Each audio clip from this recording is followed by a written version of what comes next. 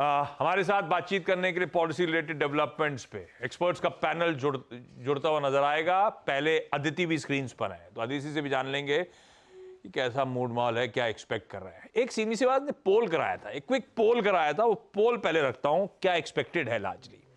पहला सवाल था, क्या ब्याज दरें घटाई जाएंगी इस बार? किसी ने हाँ नहीं बोला, सब नहीं बोले। 100% economist poll participants, I am sure उसमें अदिति भी होंगी, उन्होंने भी जवाब दिया होगा। सबका एक ही जवाब था, ना साहब कुछ नहीं होना, गिराएंगे नहीं, स्टेटस को होगा 10 की 10। दूसरा सवाल था, यार रेट नहीं गिर रहे हैं, एटलीस्ट वो स्टांस तो बदलें, विड्रॉल ऑफ एकोमोडेशन का। सब एक ही जवान में बोल रहे हैं, 100% वो स्टांस में कोई बदलाव इस बार आप एक्सपेक्ट ना करें, वो कंटिन्यू रहेगा मॉनेटरी पॉलिसी का स्टैंड, विड्रॉल ऑफ एकोमोडेशन का।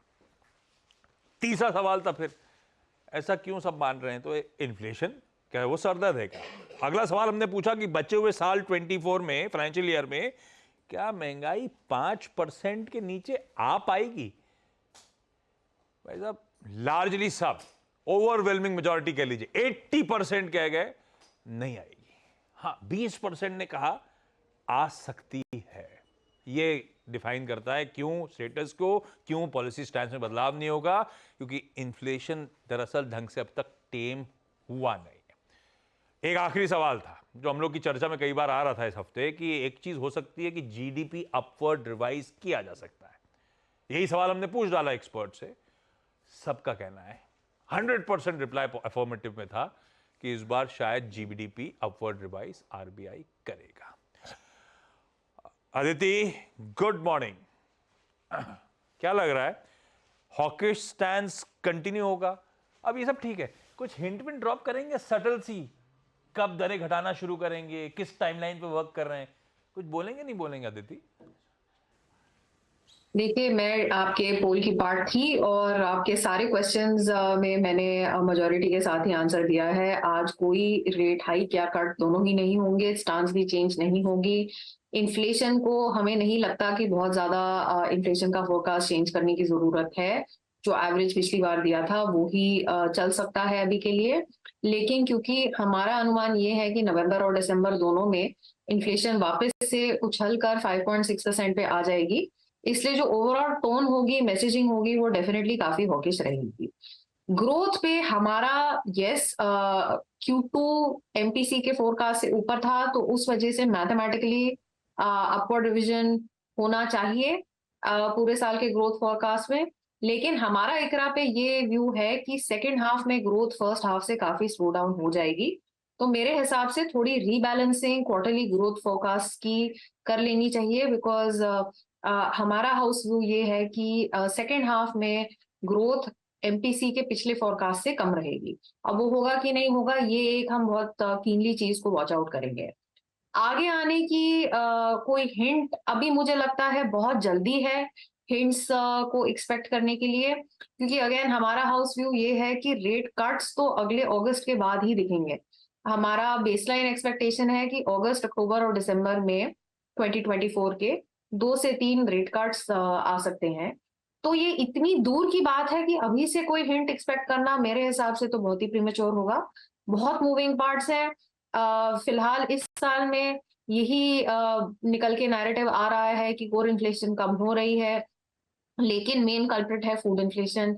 मॉनसून काफी खराब गया था, पोस्ट मॉनसून सीजन भी अच्छा नहीं चल रहा, रबी सोइंग भी पिछले साल से नीचे है, और ओवरऑल एग्रीकल्चरल और रूरल डिमांड का जो आउटलुक है वो ज्यादा कंस्ट्रक्टिव इस समय नहीं है। अब ये सब देखते हुए अगली मॉनसून का नॉर्मल होना काफी इंपॉर्टेंट है, ताकि इन्फ्लेशन अगले साल 4% के उस इलूसिव हैंडल के पास आ सके। तो हिंट इतनी जल्दी तो मुझे नहीं लगता कि हमें कोई मिलेगा कि रेट कट आने वाले हैं। हिंट नहीं आने वाला, पर लार्जली जैसा सब स्ट्रीट एक्सपेक्ट कर रही है, शायद ऐसे ही कुछ अनाउंसमेंट्स आए। बाजार दमखम दिखा रहा है भाई साहब, बाजार को ऐसे लग रहा है कि हिंट मिल गया, पता नहीं क्या हिंट मिल गया। आ गया। हमारे साथ सुनील सुब्रमण्यम सर जुड़ते हुए, सुंदरम म्यूचुअल फंड के एमडी और सीईओ, दमखम दिखा रहा है। और लॉजिकली वैसे क्या बुरा करेंगे, अगर सिर्फ इन्फ्लेशन देखते और कल तक लास्ट आंकड़े तक देखते तो एक्चुअली थोड़ा बहुत कट की तरफ बढ़ते, लेकिन बाकी चीजें हैं जैसे अदिति मेंशन कर रही हैं शायद इसीलिए बट ऑब्वियस है कि हम इलोंगनेटेड पॉज में खड़े हैं। सुनील सर, कोई घबराना नहीं है बाजार को, है ना? ऐसा कुछ बोलने वाले हैं नहीं। नहीं, देखिए, मार्केट को एज लॉन्ग एज क्लैरिटी मिलती है कि क्या होने वाला है और सरप्राइजेस नहीं है, तो मार्केट उसमें खुशी होगा। मगर मैं जो आपने बताया, एक पोल का 80-20 बताया था आपने अगले साल के इन्फ्लेशन के बारे में, कि 80% कह रहे हैं कि 5% के ऊपर आएगा और 20% कह रहे हैं कि नीचे आ सकता है। मैं उन 20% में से हूँ। और इसका रीजन मैं बताता हूँ। यस, मानते हैं कि नवंबर में फूड की, वेजिटेबल्स की प्राइसेस बढ़ गई हैं और शॉर्ट टर्म में इन्फ्लेशन ट्रैजेक्टरी ऊपर है, मगर फोरकास्ट फॉर 24 देखें आप, और वही मेरे मन में मार्केट भी वही थोड़ा डिस्काउंट कर रहा है कि दो चीज है। एक है फिस्कल सिचुएशन का कंट्रोल होना चाहिए फ्रॉम एन इन्फ्लेशन पर्सपेक्टिव, और वो गवर्नमेंट की फिस्कल डेफिसिट मेरे को लगती है कायम, क्योंकि deficit is only about 45 to 46% of the full year thing. Tax collections अच्छे आ रहे हैं, तो जो फिस्कल डेफिसिट का फोरकास्ट किया था वो वोट ऑन अकाउंट में दिख जाएगा। तो no concerns around fiscal, number 1। Number 2 बात यह है कि इलेक्शन जिताने के लिए कोई भी गवर्नमेंट को इन्फ्लेशन को कंट्रोल करना बहुत जरूरी है, और ग्राउंड लेवल में यही हो रहा है कि गवर्नमेंट ऑलरेडी स्टॉक्स बढ़ा रही है एट द वेरियस गोडाउन्स, ताकि वो टोमेटो, ऑनियन, पोटैटो, पल्सेस, ये सब इलेक्शन के नजदीक रिलीज किया जाए। तो थोड़ा बहुत जो इन्फ्लेशन आज दिख रहा है वो एक शॉर्टेज के कारण थोड़ा बहुत गवर्नमेंट स्टॉक्स को अपने गोडाउन्स में बिल्ड कर रही है।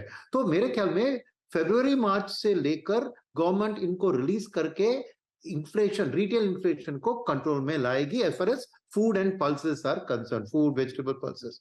सेकेंड चीज ये है कि अभी तेल की, इंपोर्टेड ऑयल हमारे लिए बहुत इंपॉर्टेंट है। 83% हम क्रूड को इंपोर्ट करते हैं, तो ऑयल प्राइसेस एक इंपॉर्टेंट थिंग है, क्योंकि हम ज्यादा सप्लाई साइड है हमारा इन्फ्लेशन।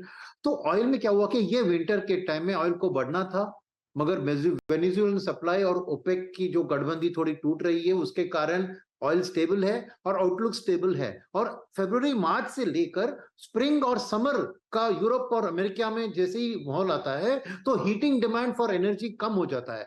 तो मेरे ख्याल में ऑयल प्राइसेस का आउटलुक 6 महीने के लिए मेरे को स्टेबल लग रहा है। कोई अनएक्सपेक्टेड इवेंट के अलावा मेरे को ऑयल प्राइस बढ़ते हुए नहीं दिख रही है। तो ओवरऑल मेरा मानना है कि अप्रैल में जून का जो क्वार्टर में definitely inflation forecast will be lower than 5% from next year.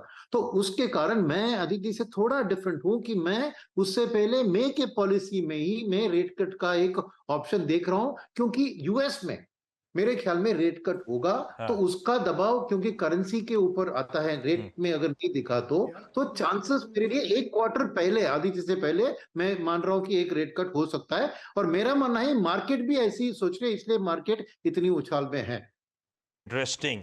वैसे ठीक है, वेदर रिलेटेड रिस्क, ये एनर्जी प्राइस रिस्क, ये तो कभी वैसे भी पीछा छोड़ देने वाली। बता दें कि मनी कंट्रोल पर दिए गए विचार एक्सपर्ट्स के अपने निजी विचार होते हैं। वेबसाइट या मैनेजमेंट इसके लिए उत्तरदायी नहीं है। यूजर्स को मनी कंट्रोल की सलाह है कि कोई भी निवेश निर्णय लेने से पहले सर्टिफाइड एक्सपर्ट की सलाह लें।